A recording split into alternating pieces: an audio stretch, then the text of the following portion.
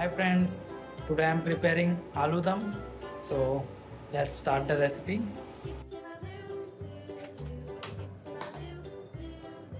আলু দমের জন্য আলুগুলো বয়েল করে দিচ্ছি। এটা নুন দিলে বয়েল করছি। এটা বয়েল করার পর খোসাগুলো ছাড়িয়ে নিব, তারপরে আলুগুলো ফ্রাই করে আলুর দম তৈরি হবে। আলুগুলো বয়েল হয়ে গেছে এখন, তো এগুলো খোসা ছাড়িয়ে দিব। খোসা ছাড়িয়ে তারপরে এটা ফ্রাই হবে, ডিপ ফ্রাই।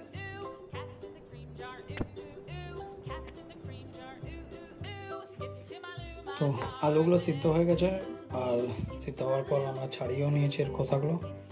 কিছু কিছু ব্যাড পটেটো আছে যেগুলোর স্কিন ছাড়ানো হয়নি, ছাড়ানো অসুবিধা ছিল।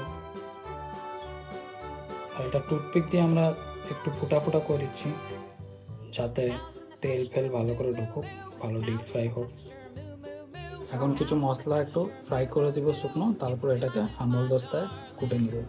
তো এখানে আমরা ডালছি একটু তেজপাতা, জিরে, লবঙ্গ, আর এলাচ, বড় এলাচ, দালচিনি আর গোলমরিচ দিয়ে একটু এটাকে নাড়িয়ে চাড়িয়ে ফ্রাই করে দেবো।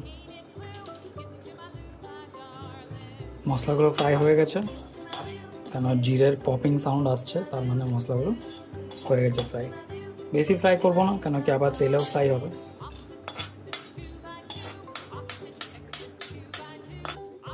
তো মশলাগুলো শুকনো করে ফ্রাই হয়ে গেছে, এবার এটাকে আমল দস্তায় একটু কুটে নিলাম। বেশি না, একটু খালি মাডাল টাইপের করতে হবে, একটু কুটে নিলেই হলো।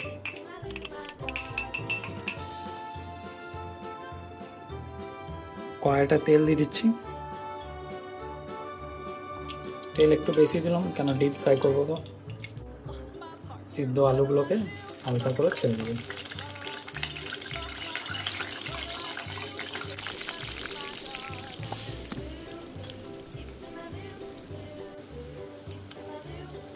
একটুখানি হলুদ দিয়ে দিচ্ছি ভাজার সময়।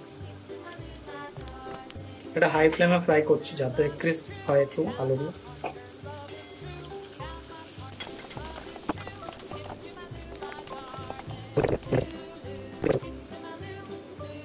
ভালো ক্রিস্পি ফ্রাই হয়ে গেছে এখন, এবার এটাকে নামিয়ে দেবো।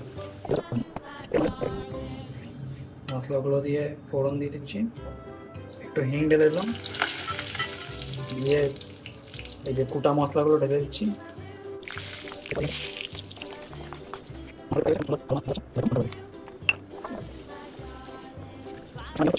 পেঁয়াজ রসুন নয়, tomato Puri.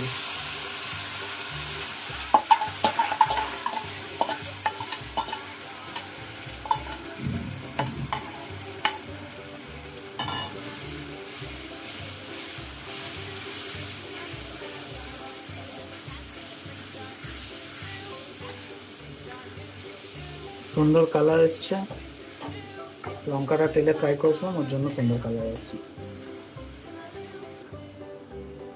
Nice red colour মশলা তৈরি। আর এর মধ্যে একটু সফ দিয়ে দিলাম।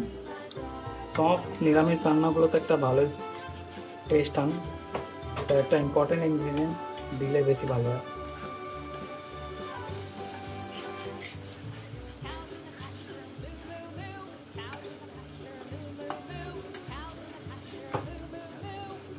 তো মশলাগুলো ফ্রাই হয়ে গেছে, এবার একটু জিরে গুঁড়া, ধনা গুঁড়াতে জল দিয়ে মিশিয়ে দিলাম।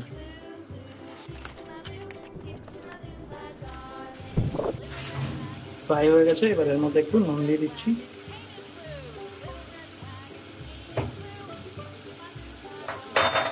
এটা ফ্রোজেন মাটন ছিল, মা এটাকে ফ্রিজে রেখেছিল এমনি ডাইরেক্ট ডিপ ফ্রিজে।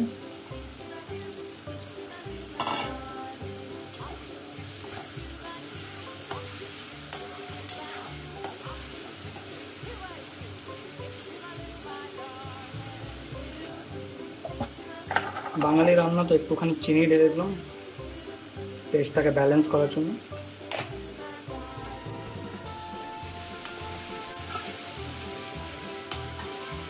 এবার আলুগুলোকে ঢেলে দিলাম।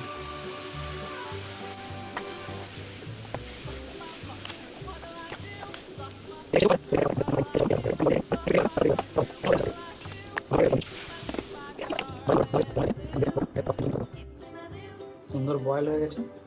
এই স্টেজে আমরা লঙ্কাটা দিয়ে দেবো। লঙ্কাটা লেটে ডাললে একটু ঝালটা কন্ট্রোল হয়, কম হয়। তো আলুর দমটা তৈরি হয়ে গেছে। এটার ঝোলটা কম করা যায়, মানে কম করলেই ভালো হয়, কিন্তু আমরা একটু বেশি করে রাখছি, একটু গ্রেভি দিয়ে রাইস বা ফ্রাইড রাইস এইসব খেতে ভালো লাগে, তো আমরা একটু গ্রেভিটা বেশি রাখছি।